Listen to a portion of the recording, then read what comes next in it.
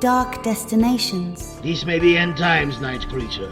Why would a few more casualties trouble me? Because their blood will join yours. A radio drama anthology. You are wrong. How you figure?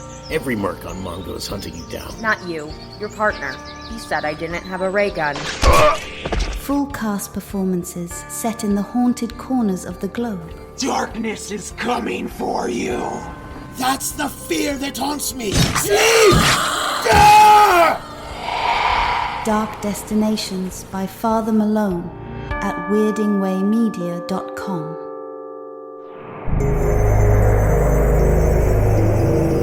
Weirding Way Media.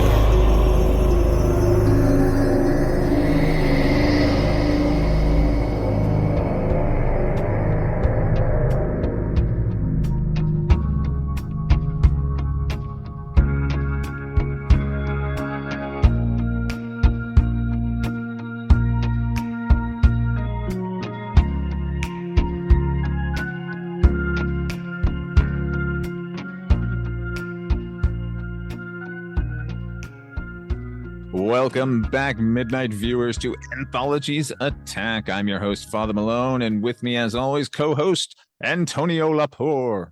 Buenos dias, Father Malone. Buenas noches, depending on where you are in the world, but we're in the same spot. As previous episodes have noticed, we're branching out in the anthology universe here, stepping away from horror. We're stepping all the way from horror here. We're stepping away from most in all genre here. This is all just straight up filmmaking, an anthology film in the eldest tradition of anthology films, just 3 short stories. Here, the connective tissue is the city of New York, thus the filmmakers involved, Woody Allen, Francis Ford Coppola, and Martin Scorsese. They've all gotten together to tell us some New York stories.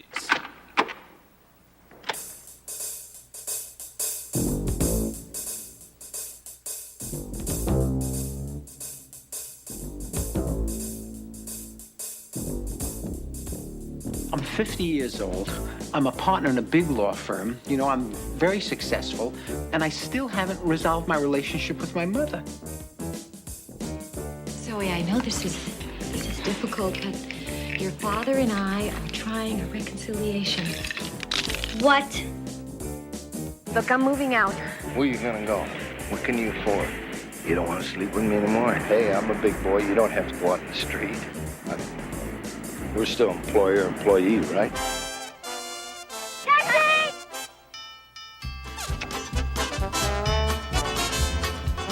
My mother always humiliates me. She just gives me a hard time. She's always telling me that I look terrible. Hi, Mom. I hope we're not late. Hello. Hi, how are you? Gee, you look terrible. My mother did it again. Well, how do you suppose I feel with her out there calling me all those strange foreign names? What's a kurva anyway? Oh, it's Jewish. For what? Well, nothing, you know, it's a whore. Hello, room service? Send up a room. Just kidding, it's me, Zoe. Well, you're a little bit in hot water. Maybe I can help, Pop. Zoe, what's going on? We're having a costume party. A big costume party. Got anything to eat? I'm taking a vacation. Zoe, you're exasperating. You are, Jewel. Zoe is 12 years old. Well, the more you should listen to her. I didn't go to Florida with a girlfriend like I told you. That was somebody else. That greasy-haired kid, you know, he's here to score and split. He left me, okay? Who in the right mind would leave you? He's just some guy. I think you have to go right up in his face tonight. Not him. Walking with me, you make an entrance with firepower. Why'd you make me do that? Listen to me. I love you.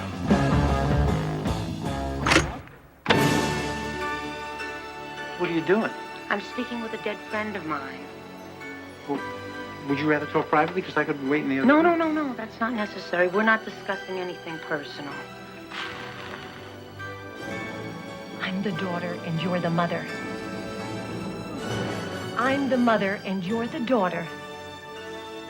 Sometimes I feel I should just quit. It's a suicide. This is a time and a place. You're right in the heart of the heart bullet. This is New York. It's here for you.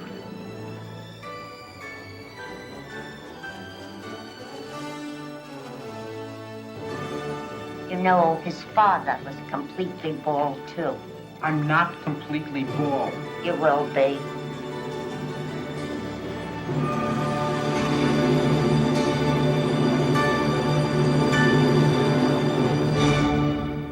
New York Stories. This was released on March the 10th, 1989.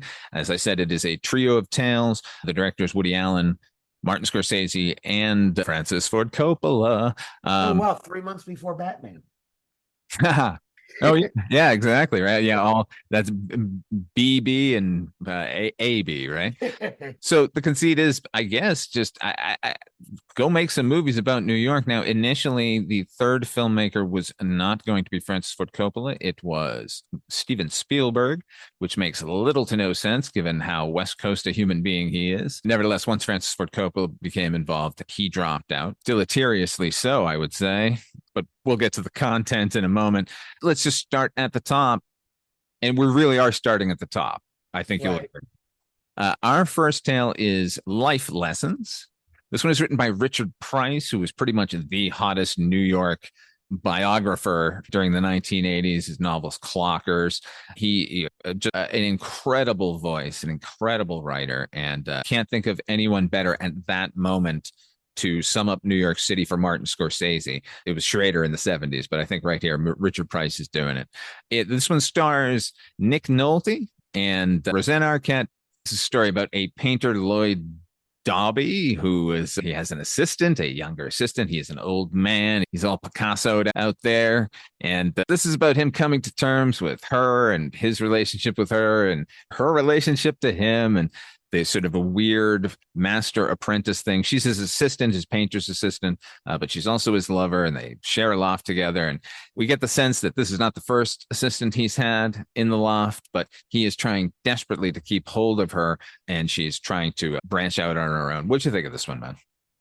I honestly am not a fan of pretty much any of these. I found that in this picture, all the protagonists, all the main characters were really, really, really unlikable. In some cases, I would say despicable, but go ahead. And he's despicable. He's just, and he's not an old man. He's like our age. He's like 49, 50 in this movie. I would say that's old, but continue. Very Jackson Pollocky. Yeah. So that was another who I thought of. And even it's funny because they mentioned like he's friends with Jackson Pollock and stuff. I feel like he's not as good as an artist as his press is making him out to be, and he kind of knows that as a character. Like, I'm watching this movie and I'm like, oh, his art's okay. You know, I'm a bit of an artist. Like, I'm like, yeah, it's okay. It's, my eye isn't like going, oh, this guy's an amazing painter or anything like that. It's an okay painter. Feel like he's probably not as good as everyone thinks he is, like I said. And he's just a giant fucking asshole. I would have rather seen this story from her perspective than his. Yeah, I think ultimately you have to think that it is because, well, no, it's not. I mean, this is definitely his story. You're right. But at the end of the day, she doesn't suffer she doesn't. And she does provide there's the briefest of moments where Nick Nolte recognizes all of his bullshit right at the end. Yeah. Yeah. When he's about to take on the new assistant, where he's sizing her up and realizing, yeah, she's absolutely right about me. This is just who I am. This is just the next thing. And you hit the nail right on the head. I feel like Scorsese's kind of working through some shit in this story, because as you see he's probably about 50 making this movie. Right. And as you can see, his young girlfriend is playing the friend because he was with Ileana Douglas at that time. It's a cavalcade of Scorsese people in the movie, but yes, I noticed Ileana Douglas right away. And I'm going, oh, look, there's Scorsese's cute young girlfriend. And here's the guy dealing. So I feel like there's a lot of like self-reflection going on in that movie. And it's weird because it's like, he's in that period. I think he's hit middle age because like his movie before this is Last Temptation of Christ, which really just goes into his whole upbringing as a Catholic, as being, very, I don't know about you, but very similar to mine. I'm Cuban. I know what he grew up with, because I grew up with the same thing. I was an altar boy and all this stuff. I really liked the pageantry of it and all that stuff like him. That's where I first acted playing Jesus when I was a little boy, or Oh, so. sure. I was in the May parade, Irish Catholic here. So we were all similarly fucked in the head from an early age. And so, but then his next movie, then he does this short piece where it's about this middle-aged artist dealing with, getting older and still liking young Tail. And if he's trying to feel like if he's a fraud or not for that. I always think it's just a question of, you just don't grow up. Artists tend to not grow up. So, they tend to like younger women, I think, and younger men, as far as we can see Madonna and Cher and any other number of successful lady artists too. Maybe that's it. I don't know. Well, the thing is, what's better than someone adoring you who hasn't heard any of your old boring stories? Exactly. Yeah, it's a good point. And then the next movie is Goodfellas, which is about the neighborhood, more or less, the people he grew up around. He wasn't a gangster or anything like that, but he talks about, I grew up in a neighborhood, I knew these guys. So I feel like there's a lot of self-reflection in that time period of his movie making. So maybe that has something to do with it. I think so. I think this one is actually wildly successful. I'm certainly no stranger, and you aren't either, to unlikable protagonists in Martin Scorsese movies. This isn't Travis Bickle. He ain't fucking shooting up anybody. But he's not charming. Aside from Travis Bickle, obviously, but his unlikable protagonists tend to have a charm to them. That you like see what it is. Okay. Yeah, Henry Hill's a jerk, but he's not an asshole. He's very fun to hang around. Yeah, Jesus is a little nuts, but it's Jesus. Or, hey, his gangsters in Casino, they're all murderous thugs, but come on, Joe Pesci's a funny guy. I want to double back to something you said earlier. This should have been told from Rosanna Arquette's point of view, 100%, because the story we're being told is not a new story. It's done in an interesting way. But the idea of the mentor who is sort of not preying on, but, just effectively using a younger protege for their own means, there's nothing new to that. I would definitely have enjoyed the protege's point of view when they're realizing, like, what am I putting up with just because this person is talented? What other charm is there? Because, as you said, Nick Nolte's not putting any on display, or they're not allowing his character to put any on display, because from the moment we meet him, he's just desperation. Yeah, maybe that's it. Maybe I just don't. Maybe that's it. Maybe I'm just queuing into that, and I don't like. Why am I going on this journey with this guy? I don't like this guy at all. And I'm not enjoying his train wreck. That's another thing, Yeah, the characters in Wolf of Wall Street are all terrible people you don't want to spend any time with, but you enjoy watching their train wreck a little bit. Oh, they're fun. I wouldn't want to like be woven into their lives, but I would certainly sit across the room and watch them. Yeah, exactly. And here Nick Nolte's just that. Maybe if De Niro played this part, it might have played a little better. I don't know.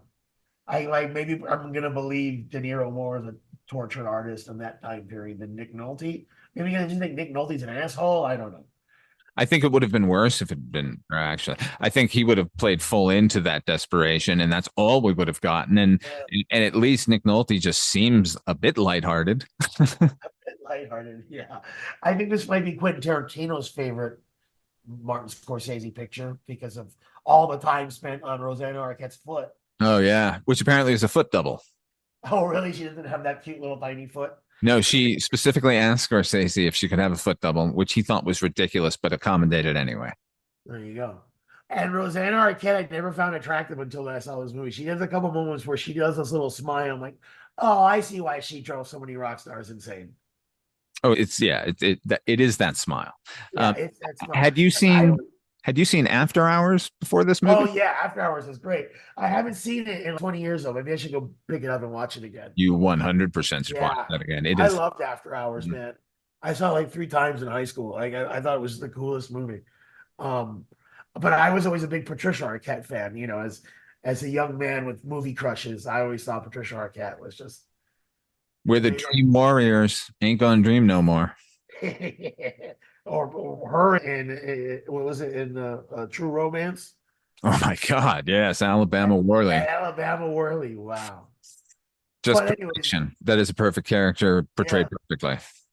But I get the Rosanna Arquette thing, and I'll finally be like, oh, okay, I got it. And she was good, and I felt really just watching the movie. I just felt terrible for her. Maybe it's just, maybe if we're watching this in 1989, we're looking at it, we're going to look at it differently. It's 35 years later. We're as men, we evolved a little bit socially, and I think we might be able to look at things differently and recognize, ugh, he's being gross. But it's another thing though too. Hey, I've dated younger women, not a 30-year age gap, but 10, 12 sometimes is the most. And those younger women will drive you nuts. Well, I guess the idea is that here that she's just really going to talk about art and you. Yeah. Well, the younger woman driving him nuts is because he had nothing to talk to her about, probably more than anything. There's no common ground there, so he's just talking at her the whole time. And but what are your cultural touchstones with a 30-year span? Yeah, it's ridiculous.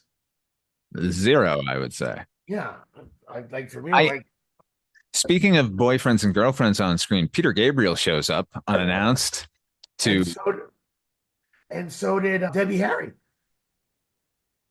Oh, yeah. That whole scene, Steve Buscemi, it should be noted.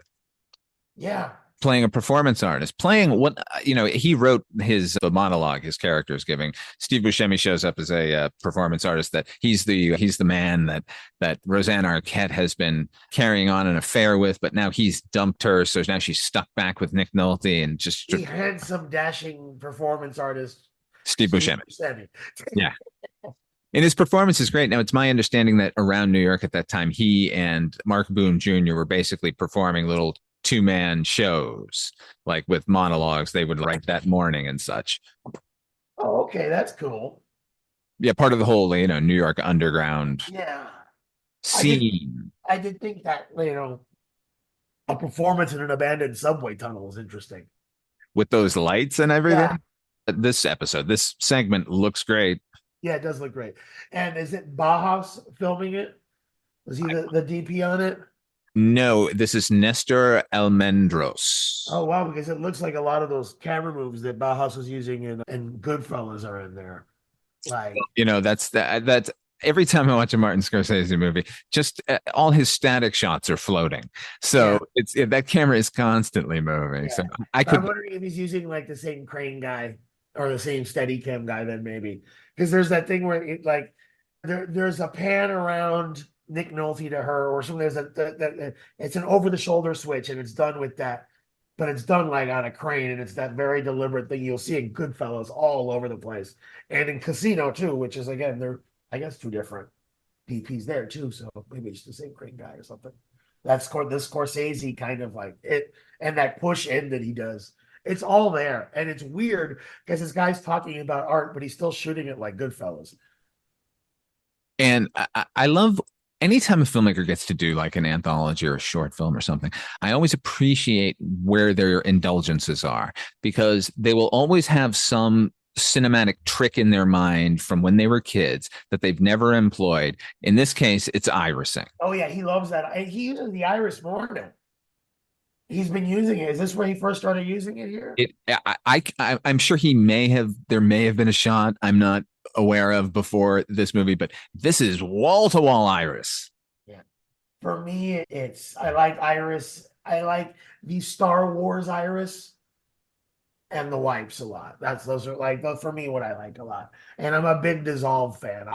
The short I'm working on, I've got to Dissolve is 30 seconds long because I just love that. So yeah.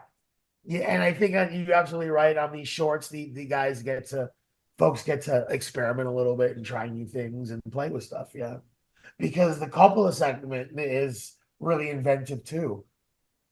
Yeah, he's trying stuff in there. I think. Well, that's a whole nother conversation. I still want to talk about Scorsese a little bit more. Overall, I really enjoyed this one, and it made me hopeful for the following two stories. But at the same time, if I never hear Procol Harum's Whiter Shade of Pale again, it was an amusing song at one point. I just don't, it's enough already. There are some songs that that's enough. Put them away now. You know, when I'm watching this segment specifically, I imagine some like Gen Zer going boomer nonsense. That's when it was so boomery, this movie, with just the soundtrack and the whole thing. I don't know. And maybe that's it. This might be just a thing where that was the song he was listening to all the time. And let's just put that on the soundtrack. Because, and it's not, I'm not saying it's not appropriate for that character and in this situation, in this film, but Jesus Christ, you're right. To me, not even the younger generation, I'm just like, this boomer bullshit. Get it out of the way. Martin Scorsese, you put Devo in the casino. Yeah, I also think that may be a budget constraint too. This is the coolest classic song that we could afford that would fit this ex-hippie guy, you know. We can't afford the Rolling Stones for this movie. But he has Bob Dylan there. Like every time he's furiously painting, we get some How Does It Feel by Bob Dylan. Oh yeah, it sure does, huh? And it's a live version. It's really good. He paints furiously. So the Procol Harum is the artist inspiration, and Bob Dylan is his actual artistic motion. There you go. But the way it wraps up, I did like the ending a lot. Because you know, I like the cyclical ending to it. Like this is just who he is. He figured it out. He's just gonna do it again, and you're like, oh, what a scumbag. But at least there's that moment of his own acceptance. Yeah. You know what? I guess I am just this fucking user. Yeah, I feel like younger folks would not like this at all. If there are any younger folks out there, let us know. Give us some comments. By younger, I mean anyone under the age of 40, right? Yeah, really. Because, you know, here we are discussing an anthology film from 35 years ago. But, you know, these are three big names. And in 1989, these guys were the names, you know. They were giants. Yeah. Coppola had won, you know, a bunch of Oscars. He made the Godfather movies. And, like, well, the Godfather, I think, bought Coppola a lifetime of goodwill. Like, he made the Godfather.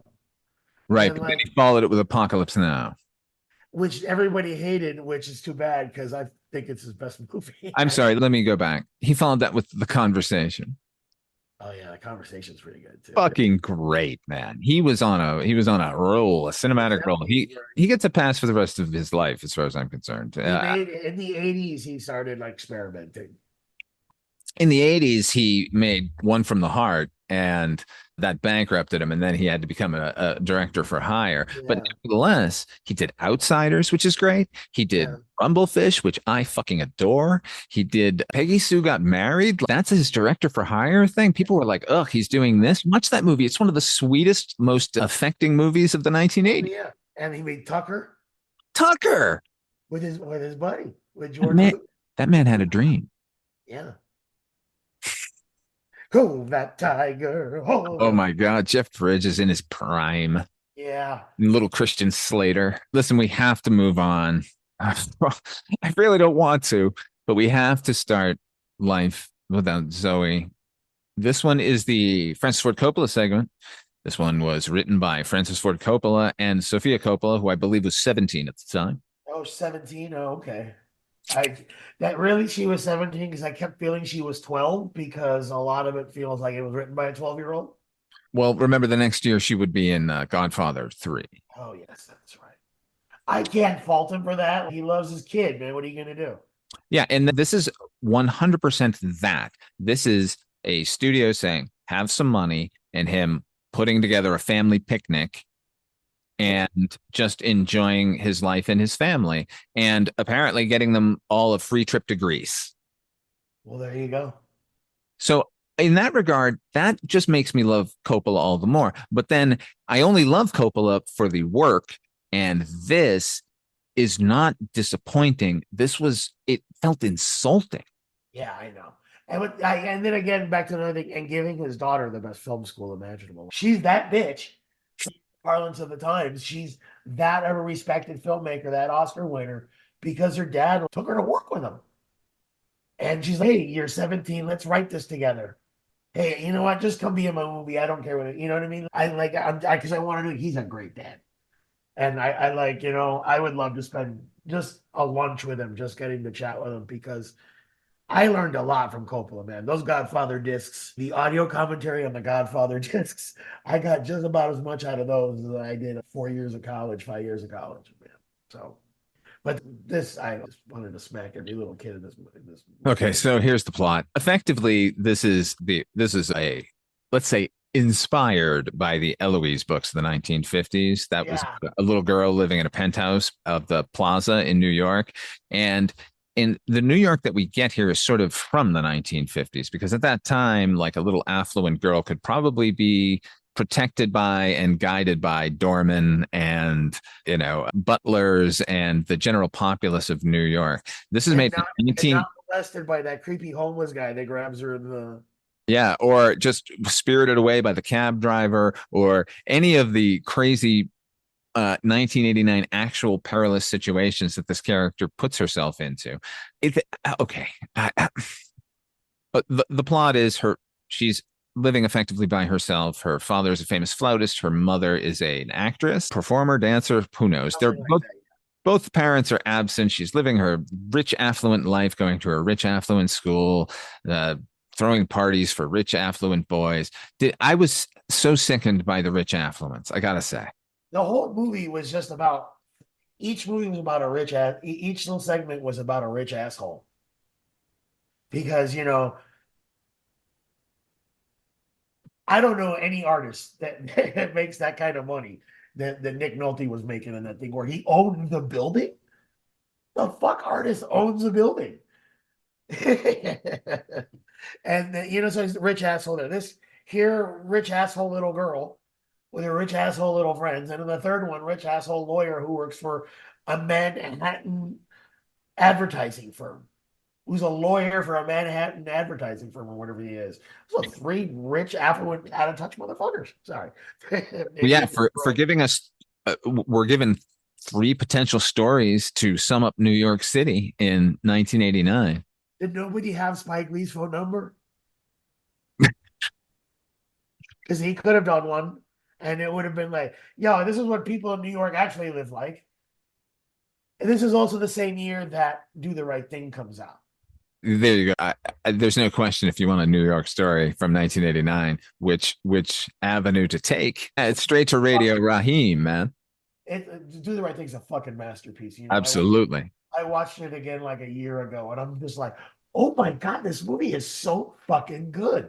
How is this not a Best Picture nominee? And that, okay, well, obviously I know why, right. but still, it's amazing. I remember being a kid and Kim Basinger coming out to list the nominees for something, and her taking time out of her speech to shout out how good Do the Right Thing was. I remember just a lot of controversy when the movie came out because of the ending of the movie, because it was an unresolved ending. And I'm like, but life is unresolved. And he was making life. He's here. My art is showing the world that I grew up in, the world that I live in. I remember seeing Mr. Lee defending himself on one of the late night news programs, saying I'm sorry it didn't end with everybody linking hands and singing "We Are the World," but that's just not where we are. That's, the dichotomy of cinema in 1989, which is, I guess that's around the year where I had, sexual awakenings, but I had cinema awakenings. That's around the time when I started paying attention, I guess, as a film goer and future filmmaker. But the dichotomy, you look back that year, the 2 most important movies of that year are Do the Right Thing and Batman. And you can't get a more opposite view of urban life with those 2 movies. And you're right, because Batman ties up nice and neat, and the rich hero saves the day. As much as I love Batman, and we all know I love Batman, but the movie starts with Batman effectively beating up 2 homeless men. 2 homeless men who are clearly addicted to something and cracked out too, because they just look like, ugh. Yeah. But that's movie Batman. Movie Batman is a jerk. Movie Batman blows up people, and movie Batman beats up homeless guys. Real comic book Batman would have given those homeless guys jobs at Wayne Tower, at the Wayne Foundation or something. And he was like, here, you take, might have smacked him around a little bit, and then give him a lesson like, hey, this is how you can improve your life. Batman is there to beat up super criminals. He helps poor people. But anyways. Antonio, you know what else was going on in 1989? What else? Life Without Zoe. Life Without Zoe. How were we continuing? How are we getting by? Life had no Zoe in it. You know, if you look up the word precocious, My goodness. every little motherfucker in this movie was precocious. You know, I was starting to sound like Bernie Sanders a little bit, going off on like the Rich Hasseltine tangent, but like these characters really are little shits. The little chic boy, and oh my god, and everybody speaks like they're 48 years old, and Here's what I enjoyed in this segment. The opening sequence where she's being awakened by her butler, who's played by Don Novello, the great Don Novello, as a fellow fake man of the claw. He's Father Guido Sarducci from Saturday. He should have played it as Father Guido Sarducci. He basically did. He's doing the accent. He sure is. And he was always a welcome presence. And here, like, it made me wish he was in more dramatic stuff because he's great at it and he's so charming that the thought of an entire segment of this guy and this girl sort of doing something in New York, their New York story, was very appealing. But then we go immediately to girls, to the rich kids school and all the rich kid bullshit. And the whole thing is completely stylized. I mean, it's really like a comic book. All the girls are, you know, dressed in these wide brimmed hats and everything. And I think that's part of what like Coppola likes to do. I mean, because look at Dracula. He does a very similar kind of movie making there. Everything in Dracula is very, very stylized and very, very intentional and stuff. But it plays in Dracula. It doesn't play here. No, it doesn't play as well here. No, because the fucking characters are little annoying assholes. Yeah, and they're having that costume party, and all of a sudden, this train of 11-year-old little girls dressed up like Cleopatra come in a whole choreographed thing, and I'm like, I know I'm supposed to go, this is a fantasy like for kids like Eloise and shit, but this is just playing really creepy and not playing, you know, like it doesn't, I don't know, maybe it's missing that Spielbergian thing. Yeah, now had Spielberg shot this, I think it would have been better. Had Spielberg shot this, you wouldn't have minded any of this. No, because he would have picked children who you would have immediately fallen in love with without them saying one word. Yeah.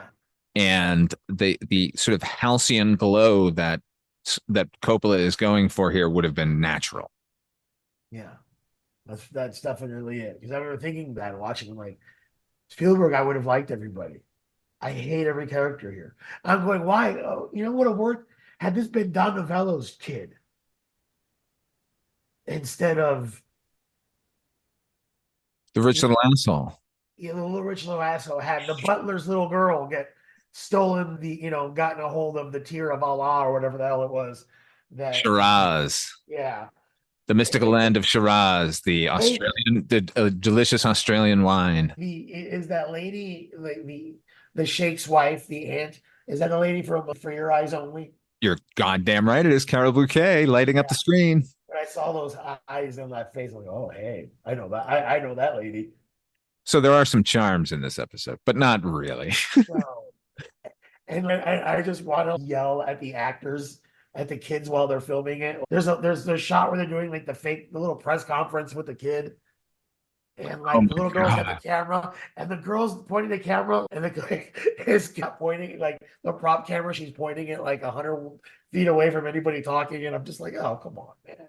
What I liked in that scene was you can control the area you're in, but you can't really control boats because there's a bunch of people in the lake behind them who are clearly just staring at the camera. Look, they're making a movie. I feel like he probably let Sofia direct that scene. Well, he let her create the opening title sequence. Oh, yeah. Which I thought was neat in that we only got everyone's first name. Yeah, I liked that too. I've only ever seen that done again. Tony Scott did that at the end of Domino. Oh, yeah. When he credited all of his actors. It was lovely. Domino's a weird movie, man. Can't keep your eyes off it, though. There's a good movie in Domino somewhere. Yeah. I do like Keira Knightley. It's so charming as an actor. She was always like, you can't keep your eyes off of her. Most everyone in that movie is charming. Yeah. You know who's charming in that movie? Mickey Rourke. Yeah, Mickey Rourke. All right. Mickey Rourke renaissance he had there from the early 2000s. Oh yeah, man. He's anyway. Back. We gotta get back. We gotta finish. Back to New York. Back to fake New York. Back to fake New York. It's just, And not even charming fake New York. Yeah, This it wasn't isn't like, charming at all. this isn't Amelie's Paris, that No. tail version of Paris. This is just a sort of glossed over New York, like 80s via the 50s. Some weird moments in this when Talia Shire gets dressed down by her daughter for her shoulder pads. Now, that was so bizarre. Now, I gotta say, by 89, you should not have been wearing shoulder pads anymore. That little girl is correct, but it was just such a weird, out of place thing in the middle of this also weird thing. You know what I did like? Chris Elliott as the robber. I did like Chris Elliott too. Yeah. Who's just like, is this from the 1940s or something? Why not? Now listen here, kids. But the little girl, it's just like her dialogue was, there's precocious and then there's precocious and yikes. And I know that they pointed out, oh, you're not the mom. I'm the mom, but still it doesn't, like, where precocious works, where it plays really well is Manny on Modern Family. That little kid is a precocious little fuck. And he drinks his tea to this, and he always speaks like a 48-year-old, but everybody's always giving him shit for it. People comment that they know he's annoying with it. Like, it's part of the character and it works, and everybody plays off of it. Whereas in this, everybody's just kind of precocious, and they're allowed to be like that and not be because if I talk like that, my sisters would have given me all manner of hell. My mom would have been like, "Déjate de comer mierda," which translates into English, "Stop eating shit," which is a Cuban way of saying, "Stop being an idiot, you moron." Yeah, there's precocious and there's precocious. We deal over on Midnight Viewing Horror Anthology podcast. You would be not at all shocked to know that every time there's a child-centric episode of an anthology series, they tend to go with the young actor who can handle the part. The problem is the kid who can handle the part is also precocious. They're a child-trained actor, and so it comes off as false and phony. Yeah, I was listening. Listening in another podcast that was talking about Goonies. But anyways, they made an interesting point. I'll bring it up here. You can edit all my thinking out. The thing about Goonies is they're not precocious little kids, even though because they're foul mouthed, they talk really fast, they're always out of breath. Little kids are always out of breath when they're talking, man. It's because they're little tiny little bodies. And they're just trying to get the words out. I think it's like, over here and I saw this thing and it's amazing. And like a party of 11-year-olds just that have been like running around like bananas, and instead they're all like, "Ooh, let's have high tea and have choreographed dances and our masquerade ball." It's like, ew. You know how this would have worked? If it made those children 5 years younger, 6 years, or 4 years younger. If these had been a bunch of 8 or 9-year-old girls, then it would have been a fairy tale and it would have all been magical. The fact is, these are 12-year-olds who should be acting like Goonies children, who are acting like high society ladies. Yeah. Instead, they should be, hilarious and mean to each other like 12-year-olds are. 12-year-olds are hilarious. 12-year-old little girls are sarcastic and biting and just the meanest little things in the world. They're hilarious characters, and these kids were not funny at all. No, these characters are, reading Paris Vogue and drinking daiquiris. Yeah, I know. Ugh. Daiquiri. That's right. They're drinking daiquiris. What the fuck is a daiquiri for a 12-year-old? The only reason they're drinking daiquiris is because that's what Fredo liked to order in Havana. I don't know. Your father didn't trust Hyman Roth. Anyway.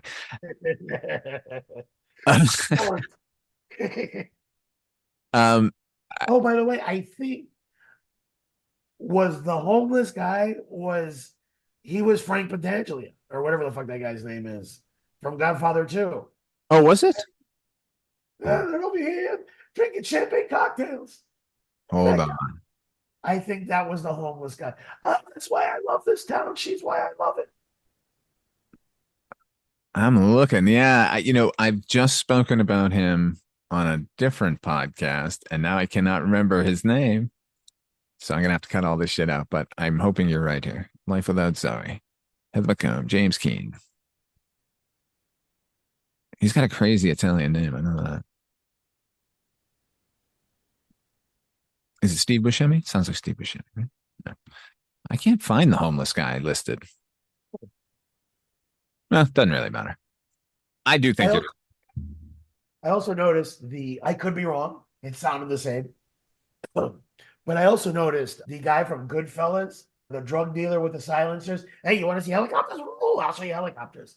He's in the Scorsese one, and he's in the Coppola one. He's a doorman in the Coppola one, I think. We're talking about Paul Herman. He's in all three. He's in all three of them. Okay. Yeah, he's the cop that Nick Nolte attempts to kiss in the first. He's doorman here. And where is he in the third one? I know he's in there. So I think he might be a doorman in that one. Maybe he's a doorman in that one too. I don't know. But yeah, I know I noticed him. He in all three of them. And I feel like a movie like that needs a pronounced guy that's. Oh, no, he's the detective in the final one. Oh, okay. Well, that's subtle.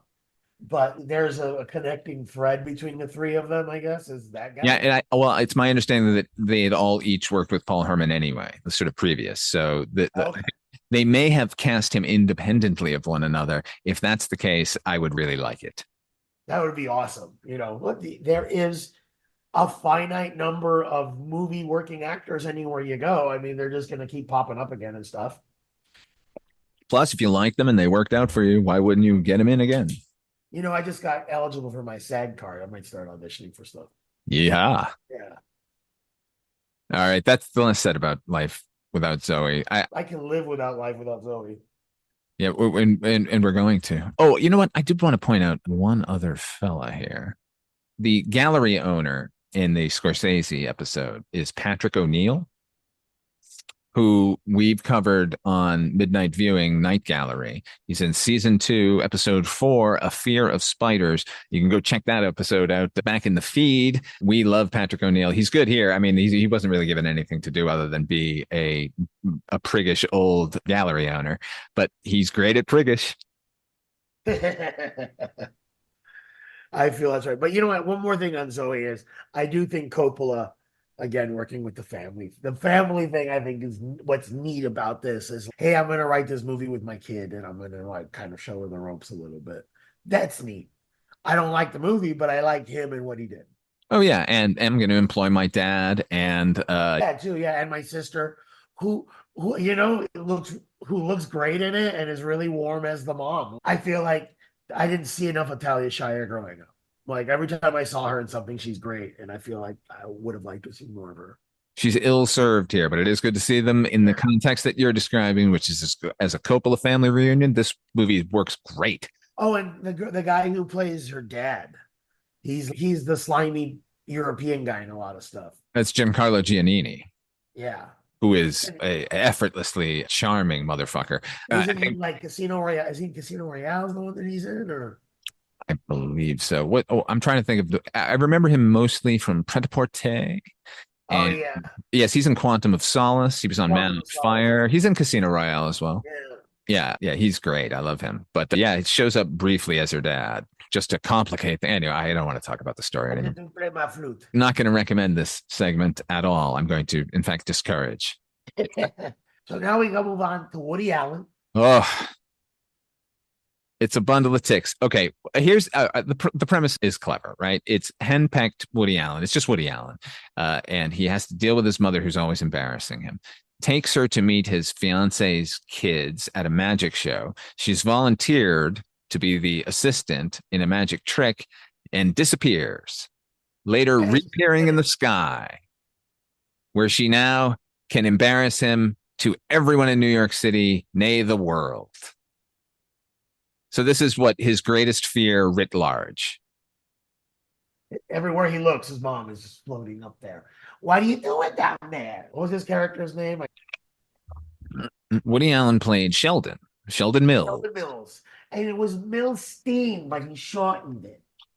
That's Mae Questel as mom, Betty Boop herself. This is her best role in decades and decades. And I would recommend anyone watch this segment if you've only experienced Mae Questel as a flatulent grandma in National Lampoon's Christmas Vacation. It's kind of an ignominious end to her film career. She's great here because she takes the usual sort of hectoring mother character and makes her genuinely sweet.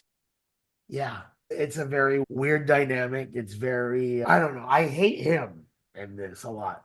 I lost my mom a few years ago, and I would give anything to listen to her bitch at me again. So like I know it's the whole point. He's there, he has to appreciate his mom and stuff. And this is probably the most charming one of at least of the three. I'm not a big Woody Allen fan at Nor, all. nor I. I mean, I appreciate what he did, and I appreciate the sort of the new dynamic of what like a romantic leading man could be in cinema. And he's always been clever, and he's always had good visual instincts in his films. Nevertheless, You really only need to see Annie Hall. that was it. I'm good. And there are charms to each of them. Nevertheless, I think Mighty Aphrodite is really funny, actually. Yeah. My Everybody wasn't bad. But he's a creeper and he's a weirdo. I don't think I like him. That Manhattan. I remember going to watch Manhattan when I was a young guy and going, it's about a 40-something-year-old guy and his 17-year-old girlfriend. I'm like, ew. Yeah, a Stardust Memories, right? Right. All his movies like always have that thing going on. And I guess that again carrying over that first thing, maybe it's just, guys like it would have been okay. It would have been a nice sort of bookend to life lessons if Woody Allen had been courting a younger girl, and that was the problem mom had. As it is, it's just Mia Farrow. Yeah, it's just him courting Mia Farrow, yeah. Which I guess would annoy any mom, I guess. I don't know. Mia Farrow's pretty bland here. Yeah, I know she is. And I was always more of a Diane Keaton and the Woody Allen leading ladies. Diane Keaton, Annie Hall's a great movie. It is not the best picture in 1977, as we know, as I'm wearing my Luke Skywalker t-shirt while doing this. But it's really well made. It's really interesting. He does a lot of cool stuff in it. And like you said, he's got an interesting visual style. He knows what he's doing. I like when he plays with the conventions of movie making. Annie Hall's great. It's got cartoon bits. He's breaking the fourth wall. It's all kinds of stuff. It's got not a happy ending. Nobody stays together. Like, it's pretty cool. But like I said, I think that's everything I need out of him. This movie, I do like the convention of the mom floating above him and like his worst nightmare coming true.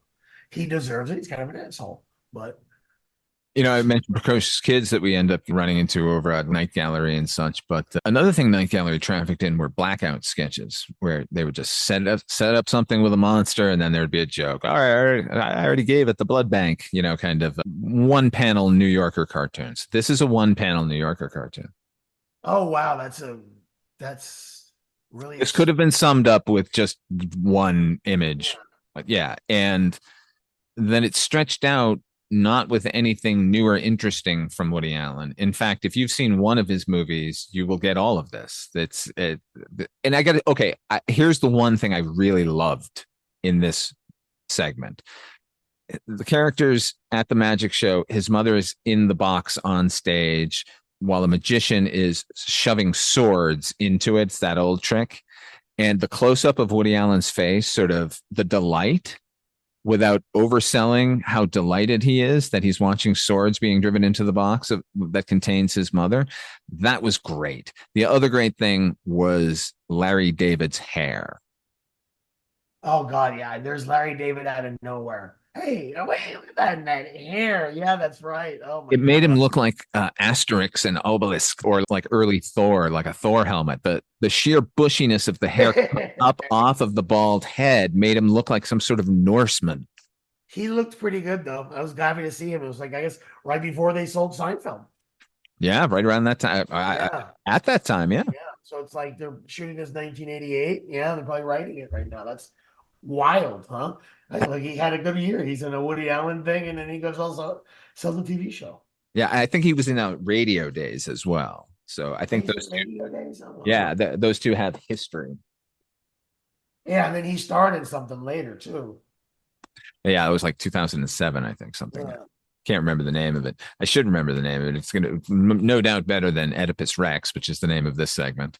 Like I said, I don't really know how to even criticize or discuss the movie past it should have been 30 seconds long. Yeah. Because I don't need to hear sing, sing, sing again, I mean, look, I guess seeing Mae Questel being sort of effortlessly charming while they've posited her as some sort of villain is really funny. It was nice to see Julie Kavner in a non-Marge role. Non-Marge role with a really pleasant smile and very warm. I liked her character. You know, that, but very kind of manic pixie girl, I guess. And it was, you know, you've only got, you know, a few minutes to deal with her, but I liked her performance a lot. It's another actor that all you know her about is really Marge, but she's a good actor. I would have liked to see her more. She She's played a so lot of Friends too, like Meg Ryan Friends a lot. yeah, exactly. Yes. And of course, you know, Tracy Ullman's show she was really good on. Oh yeah, Tracy Ullman show, yeah. Sketch variety stuff. She's very, very talented. She's so good, in fact, that it made me wish that the Mia Farrow character hadn't even existed. Should have just opened with the character at the magic show and he loses his mom and then meets this crazy psychic who tries to help him get him back. That would have been fun for 30 minutes. Here's an interesting phenomenon. Speaking of the lengths of time, the Scorsese segment is the longest segment at 45 minutes, and it flew by. Yeah, but they were all too long. Each one of these, there's no reason why this movie shouldn't have been 90 minutes. These things should have been 25 minutes long each, 22 minutes long each. Only because it's a short film. Like, trust me, I've made short films that are like a half hour long, and I feel like even though I like them at their length and they tell their story at their length, that's a long time to ask for an audience on a short, I think. Because it's not enough time to develop the character. You know, I don't know. It's a weird length, maybe. Or maybe these stories were just kind of slow. And I just wasn't that into them, too. Yeah, because you can tell a complete story in a few minutes. If you look at movies like Paris, Je t'aime, where that's a love letter to Paris with dozens of filmmakers. Sometimes their stories last 2 and 3 minutes, and they're fucking great. They get in and they get out. Or 22 short films about Glenn Gould. Yeah, there you go, man. There are ways to do it. And 22 short films about Springfield. Yeah, this New York Stories is like, it's a paean to old anthology filmmaking, but it's about New York in 1989. It should have been dynamic and frenetic. It should have been youthful. New York is youthful. And it was the go 80s, like it was bordering 90s. Yeah, like bordering 90s. It was an exciting time. This was New York, the rebirth, the Disneyfication of Times Square. It was like they were cleaning up. It wasn't the 70s tenement nightmare anymore.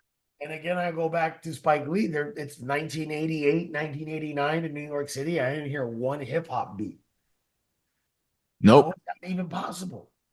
How is that even possible? And it's 1989. The women are still acting like women from the 60s or something in a movie. Like, I don't know. I feel it's pretty dated. I don't think these guys, none of them are at the top of their game. I think they're just collecting a paycheck and trying some stuff out for their next round of movies. So overall, would you recommend this movie? It's interesting if you're a film completist and want to see everybody's work. Completist only. I agree. Look, if you love Martin Scorsese, you have to see it. I'm sorry, but he does interesting stuff here. Yeah, he does some interesting stuff here, and you get, I think, a little bit of a peek into him. Yeah, and I as much as I don't like that Nick Nolte character, I liked him just as much as I like Travis Bickle. So that story was well told and for me, affecting. He is a giant asshole. Yeah. And he's not super charming as an asshole, but it's an interesting character just to see what kind of, guy it is. Again, but I'm of the opinion I wanted to know more about the assistant. But that to me was the only one that actually felt like a New York story. Yeah, that's pretty interesting. Because the little girl one could have taken place in London or Paris. Or Los Angeles or San Francisco. Angeles, yeah. It wasn't like the whole thing was like this magical thing about Central Park. That they, you know what I mean? Or it has to be the plaza in New York. So no, it was just kind of all over the place. And Woody Allen just assumes that he is New York. So we should just go along with it. But sorry, man, I need a little more than a shot of Tavern on the Green. Always Tavern on the Green. That's where Rick Moranis got it. And they went to the Russian tea room in the Coppola one. Yeah, right. All the bygone eras on display. There was nothing about the Yankees or the Mets. There was nothing about, Times Square. There was nothing about Harlem. There was nothing about, things that make New York special. There's nothing about NYU. Martin Scorsese could have made a movie about an NYU film student. I would have liked to have seen that. Youthful touch.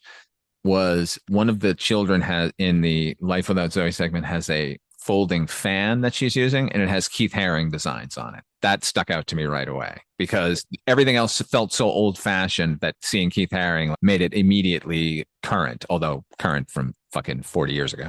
And again, I don't see one Puerto Rican person or one black person in this movie, and I'm just like, nobody's ever been to New York. New York is a melting pot. All these wonderful cultures mixed into one, and then this is about these three rich white people. Like, well, there it is. All right. Until next time, where can people reach you if they're trying to find you, Mr. Llapur?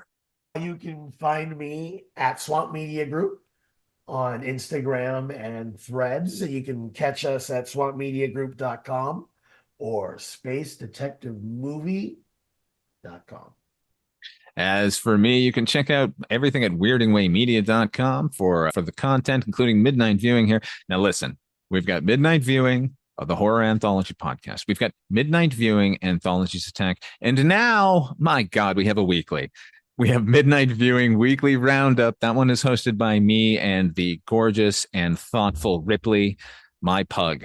So you're going to be hearing about current events and stuff over there, you know, less anthology, more actual things that people can get in an easy manner. Anyway, thank you all for joining us here at Midnight Viewing Anthologies Attack. Thank you very much. And I will say this before we go. I think the Xenomorph would have never stood a chance against you or Ripley. That's true. And she does hate aliens. She does hate aliens. Until next time. Thanks, folks.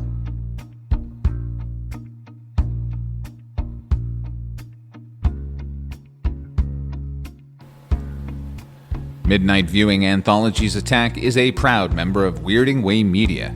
Our theme song was composed by HP. If you want to hear these episodes early and commercial-free, go to patreon.com/Father Malone. Membership will also get you exclusive bonus content not available in the regular stream.